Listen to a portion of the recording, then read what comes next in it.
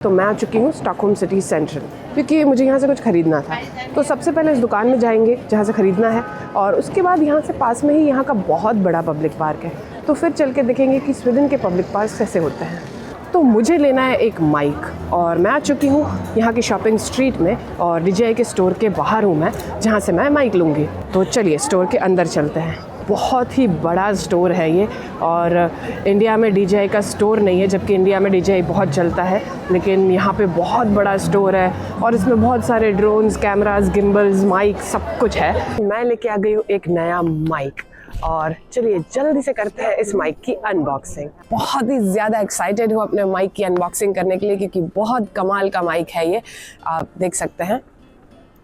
और मैंने जब ये चैनल स्टार्ट किया था तब मेरा ऐसा कोई बहुत बड़ा प्लान नहीं था। तो मेरे घर में जो भी माइक था मैं उससे शूट कर रही थी, रिकॉर्ड कर रही थी, लेकिन उस माइक से आवाज़ ही ठीक से नहीं आ रही थी। तो मैंने सोचा कि चलो कोई बात नहीं, बहुत ज़्यादा खर्चा नहीं करते हैं, कोई छोटा सा सस्ता सा माइक ले लेते हैं। तो फिर तब मैंने ये वाला माइक मंगवाया था, जो कि मैं अभी भी यूज़ कर रही हूँ। तो ये 1500 रुपये का माइक था सिर्फ। तो ये माइक मंगवाया था, लेकिन ये माइक 15-17 दिन कुछ चला, उसके बाद ये माइक चलना ही बंद हो गया। इतनी दिक्कत होती थी कि मैं पूरा रिकॉर्ड कर लेती थी, 5 मिनट तक मैं कुछ बोल लेती थी, और उसके बाद घर आके देखती थी तो आवाज़ ही नहीं होती थी, या कभी कभी जो है वो आवाज़ बहुत ज़्यादा, बहुत कम, कभी बहुत शोर आ रहा है। तो ये कुछ दिन तो अच्छे से चला, लेकिन उसके बाद ऐसा ख़राब हो गया कि मुझे एक एक चीज़ शूट करने के लिए दोबारा जाना पड़ता था, क्योंकि आवाज़ ही नहीं आई हुई होती थी। तो ये दिक्कत थी। तो मैंने कहा यार अब क्या करें, सस्ता माइक भी लेके देख लिया, लेकिन वो चलता नहीं है बढ़िया से। और आपको बाहर शूट करने के लिए तो अच्छा माइक चाहिए, घर में शूट कर रहे हो तो भी चल जाता है, बाहर तो अच्छा चाहिए। तो फिर मैंने जो है दिल पे पत्थर रखा और ख़रीदा एक बहुत ही कमाल का माइक। तो ये माइक है DJI माइक मिनी। बहुत ज़्यादा महंगा माइक है, लेकिन ख़रीद ही लिया ये माइक, क्योंकि अब वीडियो बनानी है और आवाज़ अच्छे से नहीं आएगी तो कोई मतलब ही नहीं होगा। तो ये माइक जो है वो है तो छोटू सा ही, लेकिन है 15,000 रुपये का माइक। और ये भी चाइनीज़ माइक है, और ये वैसे तो कोई बहुत बड़ी कंपनी है, लेकिन बनता ये भी चाइना में है, लेकिन काफ़ी दुनिया भर में काफ़ी चलता है। तो अब 1500 का माइक और 15,000 माइक का डिफरेंस देखेंगे। तो चलिए इसे अनबॉक्स करते हैं।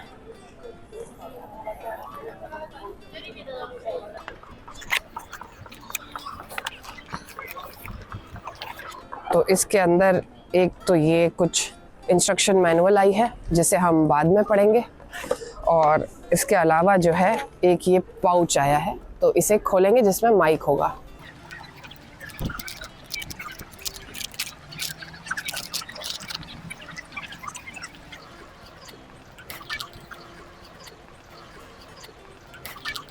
सबसे पहले इसके अंदर निकली है विंड स्क्रीन। तो ये हवा वगैरह को ब्लॉक करने के लिए होती है, जो कि यहाँ बहुत ही ज़रूरी है, क्योंकि यहाँ बहुत हवा चलती है।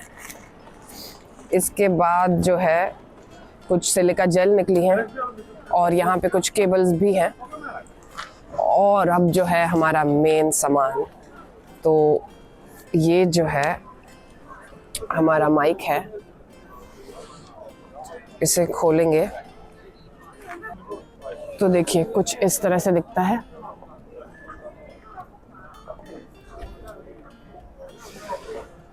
और ऐसे दबाने पे ये खुलता है, तो खोल के कुछ इस तरह से दिख रहा है। और ये जो है वो फ़ोन में लगाना होता है आपको, ताकि आपके वीडियो के साथ जो है वो आवाज़ रिकॉर्ड होती रहे। बहुत ही सुंदर माइक है, बहुत कमाल की क्वालिटी है। और देखिए कितना छोटू सा है, इतने छोटू सा माइक है। पीछे से कुछ ऐसा दिख रहा है, और इसके अंदर जो है 2 माइक आए हुए हैं। ऐसा ही एक और माइक है इसमें, और साथ में एक छोटा सा अटैचमेंट आया है।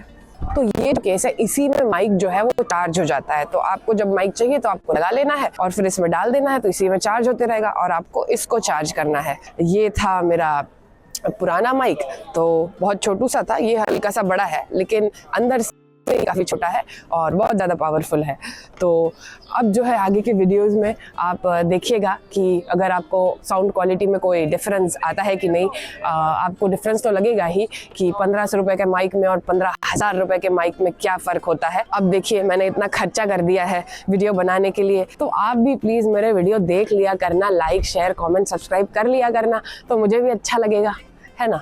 तो मैंने माइक ले लिया है, अनबॉक्सिंग वगैरह भी हो गई है और बस यहाँ से 3-4 मिनट दूर ही जो है वो है यहाँ का पब्लिक पार्क। तो चलिए फटाफट चलते हैं। मैं आ चुकी हूँ यहाँ के सबसे बड़े पार्क में और इस पार्क का नाम है कोंगस्टाड गार्डन। इसे शॉर्ट में कोंगसान भी कहते हैं और ये पार्क यहाँ के सबसे बड़े पार्क्स में से एक है। इसे टूरिस्ट तो बहुत पसंद करते ही हैं, ये बहुत पॉपुलर है टूरिस्ट के बीच, लेकिन इसे यहाँ के लोकल्स भी बहुत ज़्यादा पसंद करते हैं। और इस पार्क की सबसे ख़ास बात ये है कि ये बड़ा तो है ही, लेकिन ये एकदम सिटी में है। इसके एक तरफ जो है वो ओल्ड टाउन है, लेकिन दूसरी तरफ खूब सारी ऑफिसेज हैं, कॉरपोरेट एरिया वगैरह है और एक तरफ जो है वो खूब सारी शॉपिंग स्ट्रीट्स हैं और पूरा का पूरा शहर है इसके इर्द गिर्द। ये जो गार्डन है वहाँ ऐसा लगता है कि आप शहर में ही हो और जैसे 2 मिनट में आप इस गार्डन में आ गए तो लगता है कि आप शहर से कहीं दूर किसी शांत पीसफुल जगह पे चले गए हो।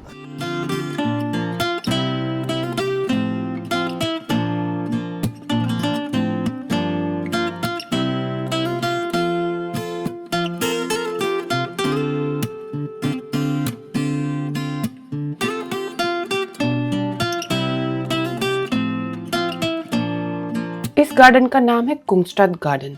इसका मतलब होता है राजा का गार्डन या राजा का पार्क। और पहले ये पार्क जो है वो सिर्फ राजा का हुआ करता था। यहाँ पीछे जो है राजा का पैलेस है जहाँ वो पहले रहते थे और उससे ही लग के ये पार्क है। पहले ये पार्क सिर्फ राजा के इस्तेमाल के लिए और उनके परिवार के इस्तेमाल के लिए हुआ करता था। इस पार्क को साल 1400 में बनाया गया था और फिर 17 और 18वीं सेंचुरी के बीच में इसे पब्लिक के लिए ओपन कर दिया गया और इसके बाद कुछ छोटे मोटे काम रेनोवेशन वगैरह भी करवाए गए ताकि ये पब्लिक के यूज के हिसाब से सही हो।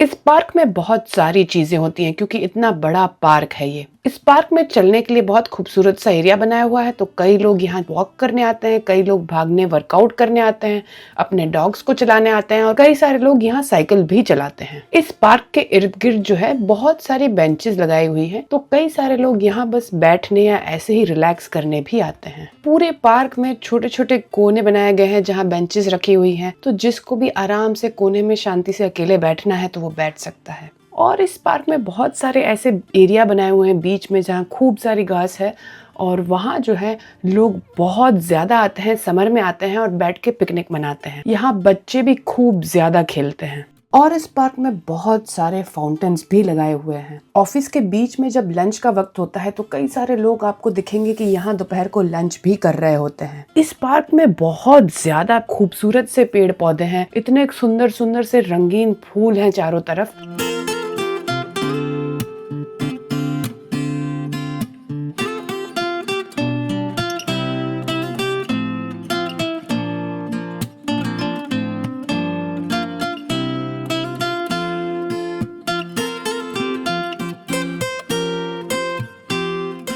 यहाँ वीकेंड पे बहुत सारे प्रोग्राम और कॉन्सर्ट वगैरह भी होते हैं, तो बीच में एक स्टेज बनाया गया है जहाँ कई सारे छोटे बड़े प्रोग्राम्स रखे जाते हैं, छोटे छोटे मेले होते हैं, एग्जीबिशंस होते हैं, कई सारी अलग अलग तरह की चीज़ें यहाँ पे चलती रहती हैं। इसके अलावा इस पार्क के इर्द गिर्द बहुत सारे बार्स, रेस्टोरेंट्स और कैफ़ेज़ हैं, तो शाम को लोग बहुत ज़्यादा पसंद करते हैं कि यहाँ कैफ़े और रेस्टोरेंट्स में आके बैठे और खाना वगैरह खाएं। स्वीडन का मौसम बहुत ज़्यादा अलग है, ख़ास करके अगर आप दूसरे देशों से और इंडिया से कंपेयर करो तो। और स्वीडन के बदलते मौसम की अगर सबसे सटीक तस्वीर देखनी है तो वो देखने इस पार्क में मिल जाती है। जब गर्मियाँ होती हैं तो पूरा पार्क हरा भरा होता है, सारे पेड़ हरे और घने हो जाते हैं, पूरे पार्क में खूबसूरत से रंग बिरंगी फूल देखने मिलते हैं। फिर आती है ऑटम, जब सारे हरे पेड़ और पत्ते जो हैं वो धीरे धीरे पीले और गेरुए होने लगते हैं और धीरे धीरे सब पत्ते गिरने लगते हैं, जैसा कि अभी आप देख सकते हैं। और अब से 15 से 20 दिनों में सब पत्ते जो हैं वो गिर चुके होंगे, सारी शाखें जो हैं वो खाली हो चुकी होंगी। फिर ठंडियों का मौसम आएगा, तब गिरेगी बर्फ़ और बर्फ़ में इस पूरे पार्क में बर्फ़ की एक सफ़ेद चद्दर बिछी होती है जो इतनी खूबसूरत लगती है। सारे पेड़ों पे जो है, सारी शाखों पे बर्फ़ की एक पतली सी परत होती है, तो नज़ारा बहुत ज़्यादा खूबसूरत होता है तब। लेकिन उसके बाद आती है स्प्रिंग, और स्प्रिंग में ये पार्क जो है वो इतना खूबसूरत दिखता है, इतना खूबसूरत कि आप पूछो ही मत। तो ये जो पेड़ हैं वो चेरी ब्लॉसम के पेड़ हैं, इसे हिंदी में भी चेरी ब्लॉसम ही कह सकते हैं। और जापान में इसे साकुरा कहते हैं, कुछ और देश में इसे शायद साकुरा कहते हैं। तो ये जो पेड़ हैं इनके रंग तब जो है वो गुलाबी और सफ़ेद हो जाते हैं, इस पे पत्ते फूल खिलते हैं जो गुलाबी और सफ़ेद होते हैं पूरी तरह। तो पूरा पार्क इतना गुलाबी और सफ़ेद रंग बिरंगा हो जाता है कि नज़ारा ही अलग होता है, ऐसा लगता है किसी ने पेंटिंग बना दी है। और उसे देखने के लिए बहुत दूर दूर से लोग आते हैं, क्योंकि वो जो नज़ारा है वो सिर्फ 15 से 20 दिनों के लिए होता है। सिर्फ 15 से 20 दिन इस पे जो है वो रंग गुलाबी और सफ़ेद होता है, उसके बाद रंग बदलने लगता है। तो अगर मुझे उसकी वीडियो या फ़ोटो मिलेगी तो मैं ज़रूर ऐड कर दूँगी।